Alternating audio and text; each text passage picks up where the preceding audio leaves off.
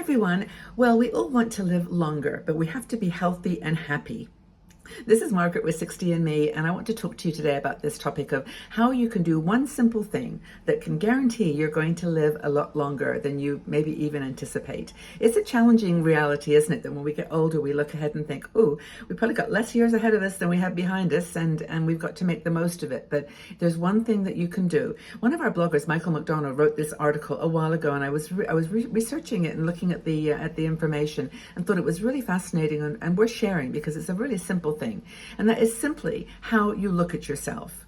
How you see yourself impacts the number of years that you are going to live. Now, the research was done, I'm looking at my notes here, by Yale University professor, Dr. Becca Levy, and it was called Breaking the Age Code. I think it's a book now, actually, as well. But it was all about how your age beliefs affect your physical reality. So if you believe that you are younger and active and engaged and dynamic in your life, you will actually create a reality that is physically where it bears itself out. So that if you have a negative attitude about yourself and you think that you're not healthy, you're not doing well, you're tired, you're struggling, whatever, that attitude can actually have an impact on your physical reality.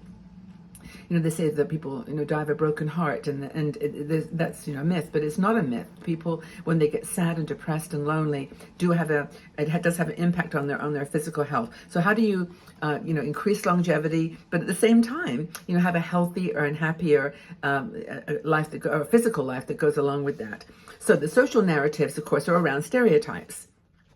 The stereotypes are that older people, don't move as much. We are, find that climbing stairs is more difficult, that we have to be offered a seat on the bus, that somehow we are, in a situation where we need special attention and care because we're not strong enough. We're not. Now, I know that, that things do happen as you get older, that your knees get a little creaky and your ankles, like my ankles, are always collapsing a little bit, and that we maybe get a little more tired. But it's our belief that is our reality that is creating and compounding that physical reality. Now, we look on television, we look at movies, and how are older people always portrayed?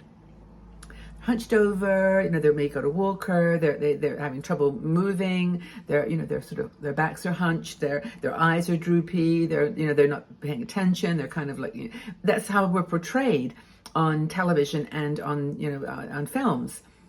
I mean, it's starting to change a bit. I mean, there are some movies and TV shows that are showing the older generation as being dynamic and energized and, doing their best. I mean, we all have to face the reality of aging. I'm not saying things don't change, and that certainly with many people, and I may put this, out there, is that, there's physical illnesses, there's chronic illnesses that do have an impact on us. We can't prevent that from having an impact on our physical reality. But the positive belief about aging is the thing that's going to lead you to it, feeling like you're a young person, feeling like you've got energy, feeling that you can go out into the world and travel. One of the, when people ask me, Margaret, how can we push back on aging stereotypes?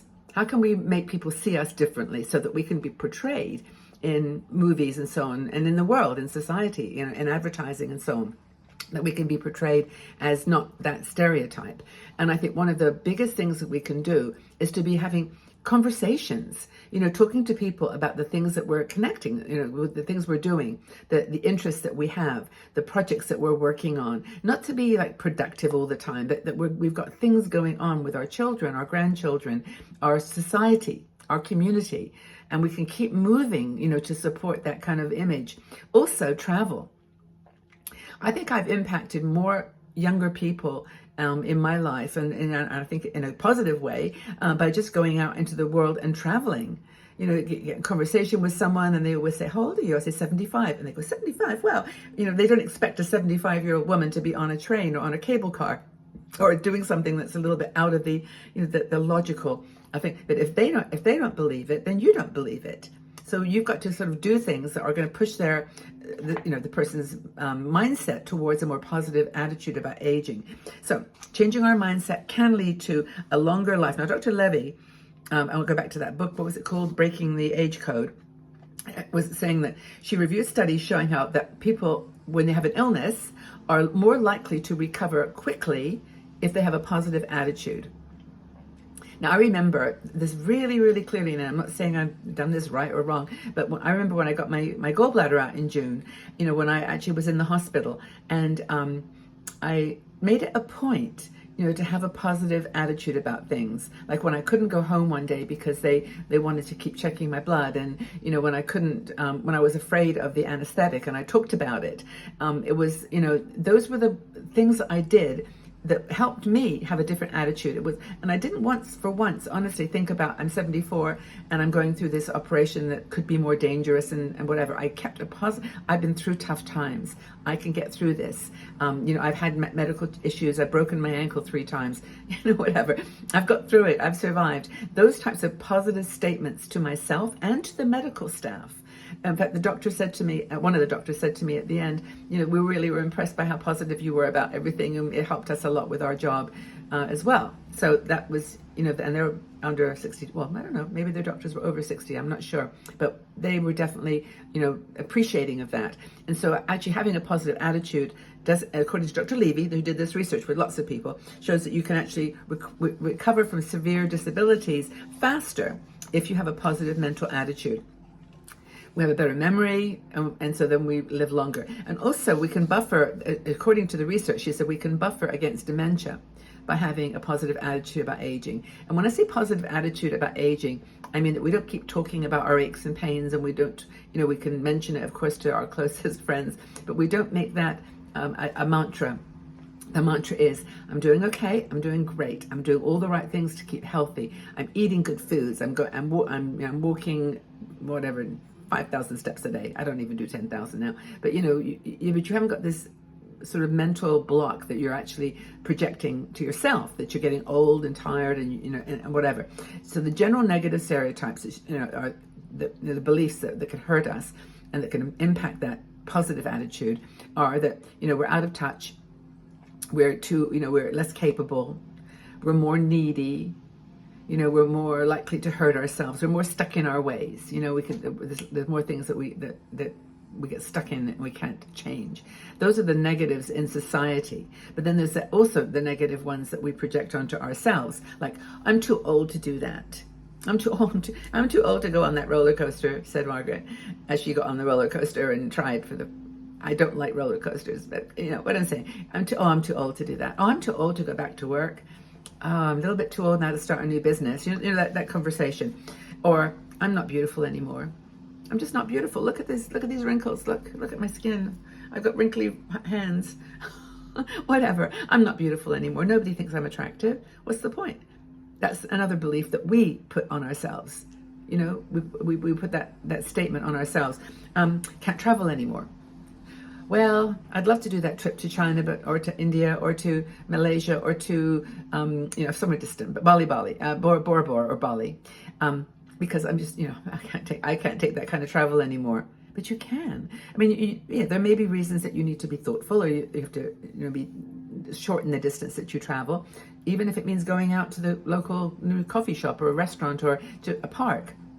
Just getting out and doing something, traveling, moving is something that you tell yourself, I can't do that because I'm too old. That's the negative talk that stops you from feeling good about yourself. And I hope that you understand as I'm talking these things that I know that we've got like 200,000 people that potentially watch this video, and that there's probably lots of people with medical issues, with realities that, that you say, I am too old to do that. Because I need a walker, or I need some physical assistance. But for the most part, those kinds of comments I've just mentioned, I'm too old to do this, I'm too old to travel, I'm not beautiful, can be moved to a spectrum, because beauty is not like the perfect body, it's the eyes. It's just knowing there's a glow in your face, that you're happy to be alive, you're happy to be here. Also remembering things, that's another one you tell, oh, my memory, I can't remember that. What I say is, I've got a very big computer in my brain and it's getting a little full. I need to empty out some of the old memories that that are like blocking me, keeping me, and leave some space for new memories. So there's different ways. That's actually a kind of a good idea of how you can address that conversation of, I'm losing my memory, is to say, yeah, I've had lots of great memories and I've got to tidy them up a bit.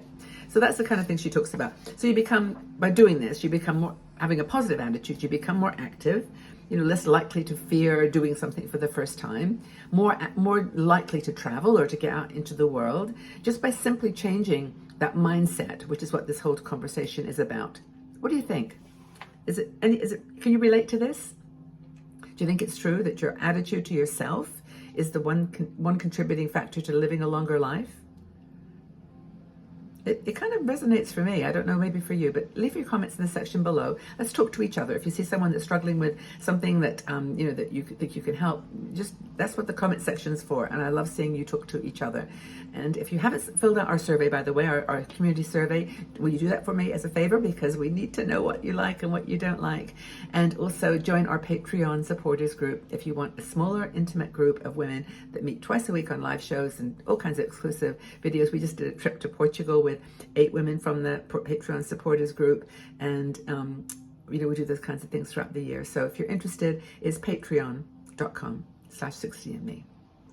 Thanks everybody for being here. Love talking to you always, and keep a positive attitude about yourself and get out into the world and shine. Okay, take care.